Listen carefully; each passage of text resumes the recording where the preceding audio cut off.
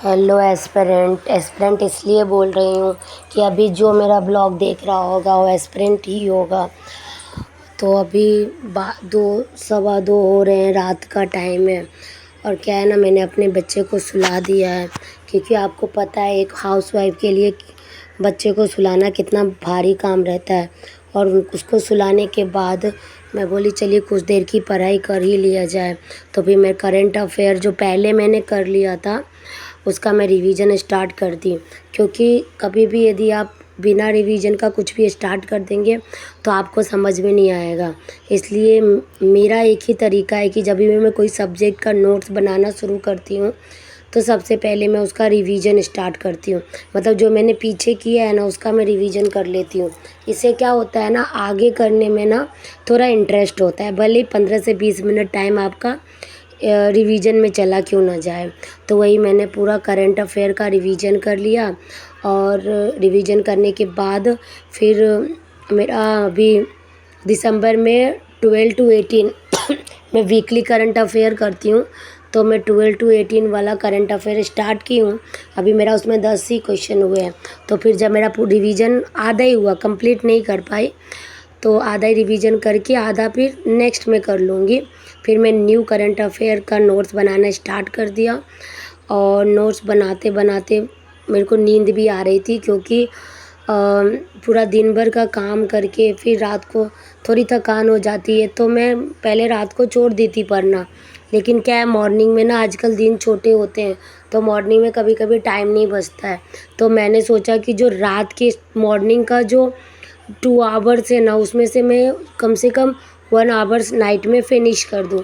तो ये 3 सवा 3 हो गया, मतलब देखिए मेरा टाइमर ऑन था। तो 1 आवर का मेरा स्टडी नाइट में कंप्लीट हो गया। और फिर मैं चली गई सोने। और सुबह उठते उठते मुझे बज गए थे 8:30-9।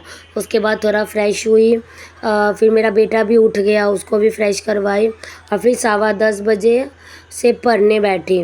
बोलने के लिए 10:15 था, लेकिन 10:30 हो ही गए थे। तो अभी टाइम ज़्यादा बोल के कोई फ़ायदा नहीं है, क्योंकि ज़्यादा पढ़ूँगी तो मेरा ही फ़ायदा है। तो इसके लिए मॉर्निंग में मेरा ना 10:30 से 11 का स्टडी हुआ, क्योंकि उसके बाद ना मुझे जाना था किचन में, नाश्ता बनाना था, क्योंकि मेरे हस्बैंड भी जाने वाले थे, मुझे मेरे बच्चे को स्कूल छोड़ना था। तो इस सब के कारण ना मेरा हाफ एन आवर का स्टडी हुआ। बट मेरा क्या रहता है कि काम करने से पहले कम से कम तो हाफ एन आवर भी तो सही, लेकिन स्टडी होना ज़रूरी है। तो मैंने कर लिया। तो देखिए नाइट में हो गया 1 आवर्स और मॉर्निंग में हाफ एन आवर्स का स्टडी हो गया। उसके बाद मैं चली गई किचन में। और किचन में था खाना बनाना था। क्या सब खाना में दाल चावल सब्जी सब बनाने रहते हैं, रोटी भी बनाना रहता है।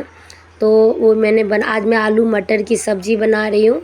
आलू को उबाल के अच्छा बनता है, क्या कच्चा आलू डालते हैं ना तो उतना अच्छा नहीं बनता है। खाना बनाना वैसे मुझे अच्छा लगता है, लेकिन क्या पढ़ाई करना है तो मैं खाने बनाने में थोड़ा कम टाइम देती हूँ।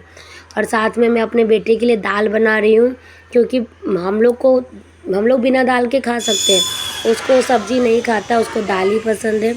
उसके बाद निकल गई। ये तो मैं अपने बेटे को गई थी स्कूल छोड़ने, तब का ब्लॉग नहीं बना पाई क्योंकि वो गोदी में था। ये मैं उसका वेट कर रही थी, मैं 5 मिनट पहले उसको लेने के लिए आ गई थी। तो वहीं बैठ के मैं उसका वेट कर रही थी। बोल मैं आ गया। आया है। कौन आया है? नाना नहीं है, मामा को बुलाओ। मामा नहीं है, नाना है। नहीं मामा है।